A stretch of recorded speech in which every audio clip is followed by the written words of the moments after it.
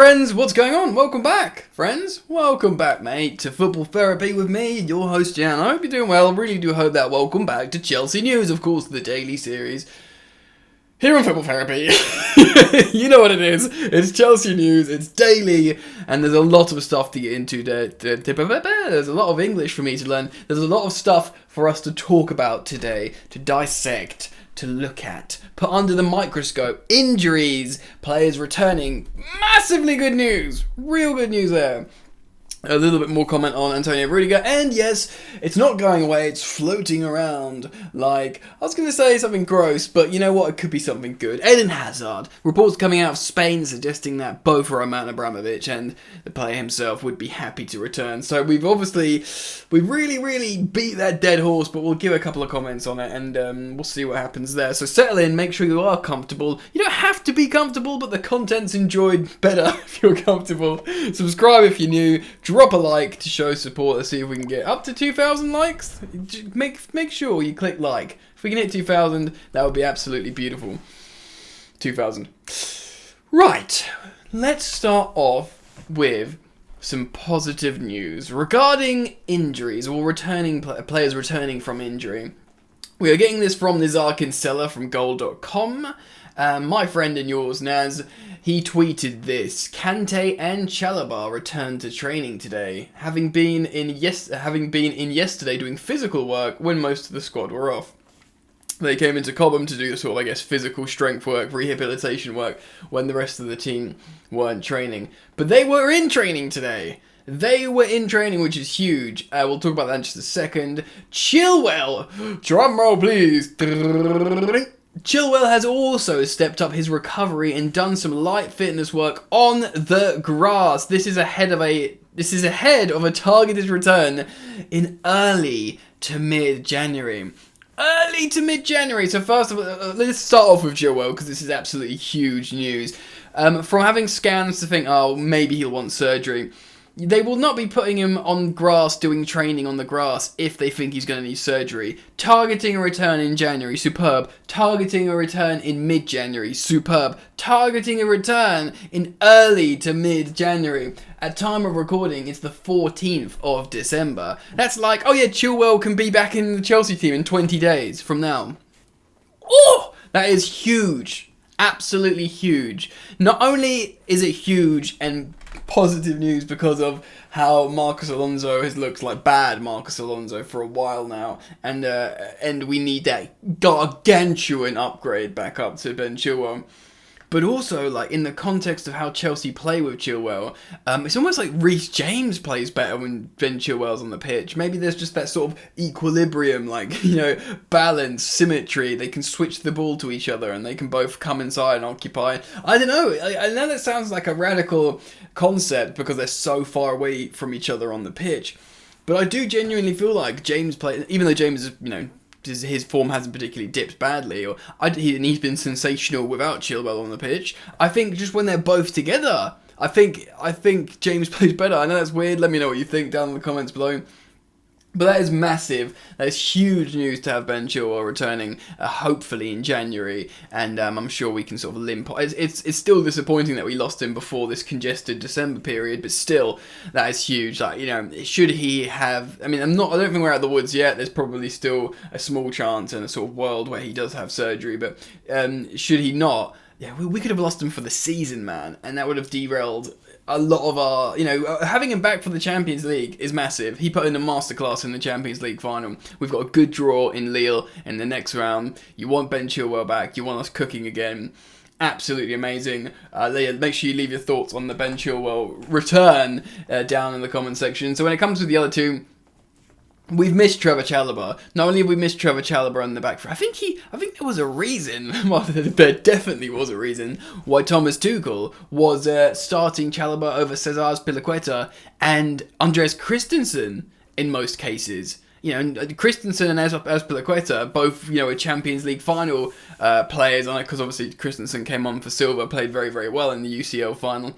So these are elite players, and Trevoh Chalobah, was pushing them both out with Silva, who was sort of pushing Christensen out. Trevoh Chalobah was pushing Aspi out, and to a degree Christensen out as well, who's played on the sides quite well. So to have Chalobah back is massive, and also we forget in times of really desperate need in the central midfield, Trevoh Chalobah seemingly is a trusted player to play in the midfield for Thomas Tuchel in that double six. A little bit more defensive in terms of, that's what he did in Ligue 1. He played a bit more as like a proper six, defensive CDM. Sometimes that's kind of what we need, dude. We've conceded 8 goals in 3 games. That is so much. So I'm not saying, stick Chalabar in the midfield, decent old school transitional CDM, we won't concede goals, mate. But an option, a defensive sound, resolute option, that's most welcome. And do we genuinely need to spend time talking about the return of N'Golo Kante? Chelsea are just better with Kante in the team. That is evident. Even though he's had more injury sort of problems than ever, in terms of when he is playing, his form is like prime Kante again. In the Champions League run-up and onwards, we all including myself, I never once said we should sell Kante, so that's important. But I posed the question that there was a debate that as he was pushing 30 and worth a lot of money and perhaps, not playing his best anymore, is there an argument where you sell Kante, you buy a young CDM and try and, move on, and while you could still make 100 million for Kante? That ship sailed anyway because he's in his 30s now. And hell no. Because Kante's so important. And he's playing so well for Chelsea when he plays. And he makes us so much better. So there's really not much we can talk about with Kante. We know what it is. You can play him next to... And when Kovacic eventually comes back... The fact of Kovacic is just self-isolating as well. He's not injured anymore. So in terms of the full complement of no long-term injuries to Kante, Kovacic, Jorginho... and whoever you want else to add in there, Ruben Loftus-Cheek's looking good again. Huge, absolutely huge. So massive positive news to start the video off. Let's move on. I do want to have a couple of minutes on Antonio Rudiger. Of course, showing he's incredibly important to Chelsea, largely down to his sort of mentality more than anything else, winning those 2 penalties against Leeds and, fighting to the end and being a little bit of dark artsy, but also being a good defender and a good ball player, everything you sort of want in a title-winning team. It looks like he was almost definitely going to be gone, and I think there's still a chance, the majority chance he will leave, but Fabrizio Romano tweeted this out today, and I quote, "Real Madrid are pushing to sign Antonio Rudiger as a free agent. Nothing has been agreed yet because Rudiger is still in talks with Chelsea. He loves the club and he loves Thomas Tuchel, but the initial proposal has not been accepted." So Chelsea, I think he gets paid 90k a week. Chelsea have offered him 140k a week, so they've given him a £50,000 a week pay rise, which sounds like a lot when you say it out loud, isn't it? And was offended by that, which maybe not. I think he wants at least 200, knowing he can get much more than 200. I think there could still be a meeting in the middle here. Personally, I think 180k or something, and that's doubling his wages. Doubling your wages is a pretty significant pay rise, especially as a centre-back. If a young striker is on X amount and he scores loads of goals, he gets double his wages or something. But with the defenders, it's rare. It's really rare that, you get an elite European defender, you bring them in, you put them on a decent wage. If they do well, you might add an extra 20k a week do you know what I mean? Something like that. But to double, granted he's undervalued at 90k. But to double it to 180, for me, he should accept that. But again, like I've said in previous videos, should he want to just accept a free 400k a week deal at Real Madrid, I would not hold it against him because that is silly money and it's his final big contract. In terms of Real Madrid, obviously it's a free transfer, so that's how they'd be able to afford it. It kind of, and in terms of their wage structure, they would not be rupturing any wage structure because they don't have a wage structure. They're Real Madrid, they just pay Galacticos as much as they want. maybe often to their detriment. And more on that in a moment with Eden Hazard. But with Antonio Rudiger, I completely understand. They got rid of Varane and Ramos in the same summer with, like, you know, not real bringing. They got Militao and stuff, but they haven't really got, like, you know, decent replacements to come in. Antonio Rudiger, and especially the player that Antonio Rudiger has become, he's like the perfect Sergio Ramos replacement. Like a really gritty leader that's a good defender and like employs a little bit of the dark arts. And I think that's fair with Rudiger right now, and I think they'd probably love a little bit of that, Rudiger, for like the next 4 years in the Real Madrid starting lineup. 5 years maybe, who knows? Yeah, 5 years, easy. 33, because, yeah, whatever. That's not important. Point being, you can totally understand why Real Madrid would want Antonio Rudiger, and you could totally understand why generally Antonio Rudiger wants to stay in this team with his teammates under this manager, where he's ascended to a new level. Like I've said it in previous videos, but I'll say it again quickly. I reckon Rudiger knows that if he goes to Real Madrid, he won't play to the same level that he plays now under Tuchel, where he's been elevated to this player. I don't think if he goes to Real Madrid, it won't be about that. It will be about the money, and you know, let's have it right. Real Madrid are, you know, maybe the biggest club in the world. Not right now in terms of play. You wouldn't want to go there right now. A lot of people wouldn't want to go there right now. But in terms of their prestige and, you know, oh yeah, you know, when you're 50 years old, you're like, oh yeah, won the Champions League with Chelsea and then went to go and play for Real Madrid. You know, it's not bad for your CV generally, but obviously context is required, and you look at what the club is right now.